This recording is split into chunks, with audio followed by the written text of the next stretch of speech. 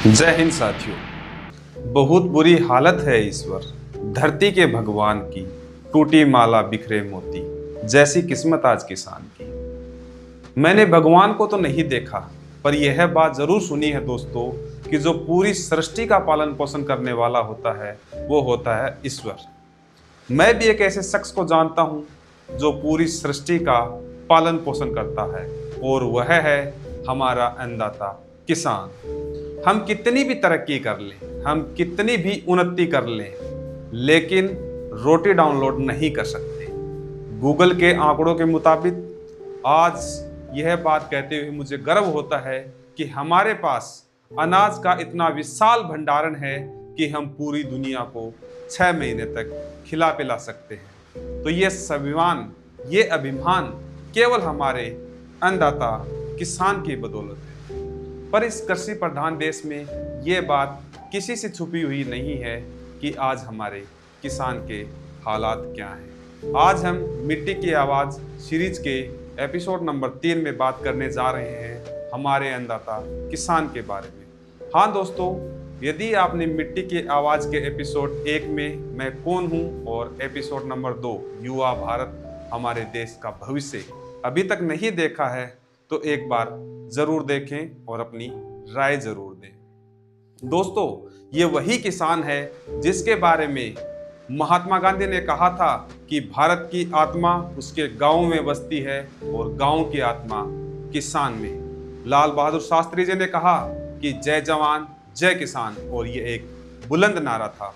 Doctor APJ Abdul Kalam कहते हैं, यदि किसान खुशहाल होगा तो देश कभी गरीब नहीं हो सकता। और पूजनीय स्वामी विवेकानंद जी ने कहा था, जो अन्न पैदा करता है वही सच्चा राष्ट्र निर्माता है। भारत के पूर्व प्रधानमंत्री चौधरी चरण सिंह जी ने कहा था कि भारत की समृद्धि का रास्ता खेतों से होकर गुजरता है। नेल्सन मंडेला बोलते हैं कि खेती करना मानव सभ्यता का सबसे बड़ा सम्मानजनक कार्य है। अब्राहम लिंकन, उन्होंने कहा था कि जो खेत जोतता है वही सच्चा देशभक्त होता है। सीमा पर खड़ा जवान, खेतों में किसान, दोनों से ही सुरक्षित है मेरा हिंदुस्तान। एक बंदूक से रक्षा करे, एक हल से पहचान, दोनों को परिणाम मेरा, दोनों है महान। कि कर्ज तले दबा हुआ फिर भी चुपचाप सहता, पेट काट कर जग को खिलाए खुद भूखा रहता। सूखी आंखों में सपने हैं, फटी हथेली में जान, फिर भी हंसता है मेरे देश का किसान, मेरे देश का किसान। हार नहीं मानता तू तूफानों से लड़ जाता है, बंजर धरती को भी सोने सा कर जाता है। मिट्टी से रिश्ता तेरा, मेहनत तेरा अभिमान है, तेरे दम से जिंदा हर शहर हर इंसान है। हम थाली में रोटी देखते हैं पर उसके पीछे का खून पसीना नहीं। हम स्वाद देखते हैं पर खेतों की पीड़ा नहीं। आज की कविता उसी अन्नदाता, उसी भगवान के नाम है, जो देश को खिलाता है और खुद भूखा सो जाता है। वो मिट्टी से बात करता है और हम उसे अनपढ़ कहते हैं।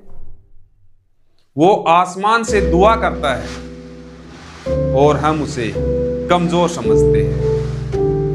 दोस्तों, आज के किसान जो सूरज के साथ उठता है और अंधेरे के साथ घर लौटता है, वो अन्न उगाता है और खुद कर्ज काटता है।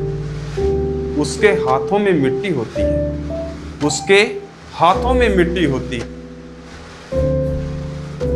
सपने कागज पर नहीं, कर्ज की रसीदों में लिखे जाते हैं। वो मौसम से हार जाता है तो सरकार से लड़ता है, और यदि दोनों से हार जाता है तो खुद से। वो मंदिर भी जाता है और वो खेत भी। वो भगवान से भी डरता है और साहूकार से भी। उसकी पत्नी पुरानी साड़ी में बूढ़ी हो जाती है। आज के किसान की पत्नी बूढ़ी हो जाती है एक फटी साड़ी में, और बेटा अधूरी पढ़ाई में। हम शहरों में रोटी फेंक देते हैं और वो गांव में रोटी गिन कर खाता है। वो आपसे ये सवाल है कि इस देश का सबसे अमीर इंसान कौन है, जिसके पास पूरा देश का पेट भरने की ताकत हो। और सबसे गरीब वही किसान जो खुद भूखा सोता है। किसान तू सिर्फ पैसा नहीं है, तू भारत की रीढ़ है। अगर तू टूट गया तो ये देश झुक जाएगा। अगर आज आपके घर में खाना है, आज आपकी थाली में खाना है, तो किसी किसान की बदौलत है।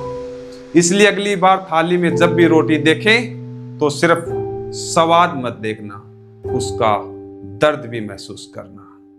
एक किसान जब तपती दोपहरी की आग में या हड्डियां गला देने वाली ठंड में नंगे पैरों खेतों में जाता है, तभी महकता हुआ बासमती हमारे घर आता है। यदि आप इस अन्नदाता का थोड़ा भी शुक्रगुजार करते हैं तो इस कविता को हर दिल तक पहुंचाइए। फॉलो करें, शेयर करें और हाँ, सब्सक्राइब करना बिल्कुल भी ना भूलें। जय अन्नदाता, जय किसान।